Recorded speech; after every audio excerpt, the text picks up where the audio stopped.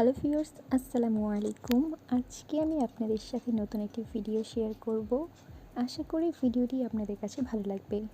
আজকে আমি আপনাদেরকে দেখাবো আপনারা কিভাবে মেসেঞ্জারের মতো অন্যান্য অ্যাপসগুলো, সোশ্যাল সাইটগুলো বা অ্যাপসগুলো পপ আপ করবেন। এখানে আপনারা দেখতে পাচ্ছেন নর্মাল মেসেঞ্জার পপ আপগুলো, আর এখানে দেখতে পাচ্ছেন হোয়াটসঅ্যাপের পপ আপ। আপনারা এভাবে অন্য সাইটগুলো যেমন টুইটার, লিঙ্কডইন বা ইমো, অন্যান্য অ্যাপসগুলোও কিন্তু পপ আপ করতে পারবেন। এতে করে অন্য সাইটগুলো ইউজ করার সময় আপনাকে কিন্তু কেটে অন্য সাইটগুলোতে কিন্তু মেসেজ করতে হচ্ছে না। এর জন্য আপনার একটি অ্যাপস লাগবে। এই অ্যাপসটি আপনারা প্লে স্টোরে পেয়ে যাবেন। আপনারা প্লে স্টোরে গিয়ে সার্চ দেবেন ডিরেক্ট চ্যাট। তো আমি এই অ্যাপসটির লিঙ্ক ডেসক্রিপশন বক্সে দিয়ে দিব, আপনারা সেখান থেকে ডাউনলোড করে নেবেন। তো আমি আপনাদেরকে দেখাবো আপনারা কিভাবে এটা সেট করবেন। তো অ্যাপসটা প্রথমেই আমি ডাটা ক্লিন করে নিচ্ছি। তো প্রথমে আপনাদেরকে অ্যাপসটি অন করে নিতে হবে।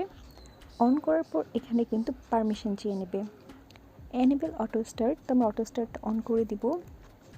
এখান থেকে আমরা এখানে ক্লিক করে অন করে নিচ্ছি। আমরা এটাও অন করে দিচ্ছি। আপনাকে কিন্তু 3টা অপশানে অন করে দিতে হবে। 5 সেকেন্ড ওয়েট করার পর কিন্তু আপনার এটা অটো স্টার্ট হয়ে যাবে। তো আমার কাজ শেষ। পারমিশনগুলো অ্যালাউ করে দেওয়ার পরে আপনাকে আবার অ্যাপসটি অন করে নিতে হবে। গেট স্টার্টে ক্লিক করুন। এখানে জাস্ট আপনি স্ক্রিপ্ট করে যান। আপনাকে এখন ক্লিক করতে হবে